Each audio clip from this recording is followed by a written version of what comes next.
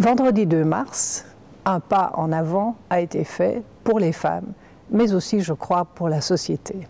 Le Parlement régional bruxellois a été le premier Parlement régional du pays à voter une ordonnance qui décide que dorénavant, sur les listes électorales communales, pour les élections communales, il y aura la parité complète entre les hommes et les femmes.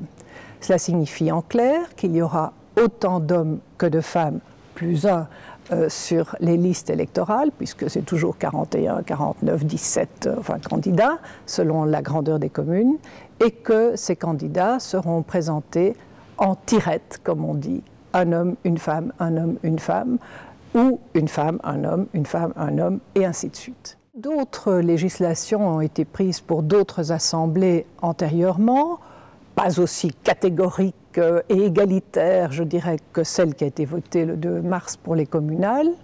Eh bien, il y a beaucoup plus de femmes élues en politique. Le Parlement bruxellois, par exemple, a 46% de femmes élues.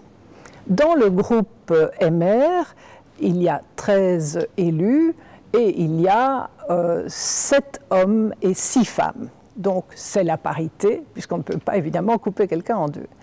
Donc c'est déjà une grande chose, mais dans d'autres assemblées, les chiffres sont moins importants. Donc il était important d'avoir ce texte-là. Je pense aussi que c'est un peu dommage qu'on ait postposé la mise en vigueur de cette ordonnance à 2018. On aura des élections communales en 2012. Pourquoi attendre 6 ans?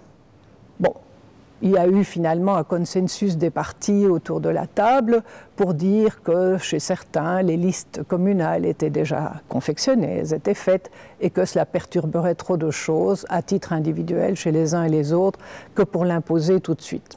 C'est dommage, cet effet retard, mais bon, on patientera. Je crois que c'est vraiment une bonne chose, pour les femmes, je l'ai dit, mais aussi pour la société, qui est cette parité. Pourquoi?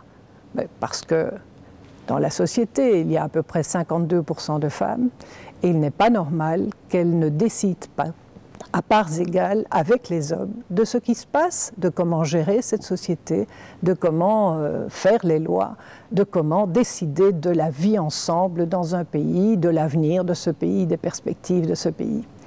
Et donc, je suis convaincue, depuis toujours, que la meilleure équipe, ce ne sont pas 2 hommes, ce ne sont pas 2 femmes.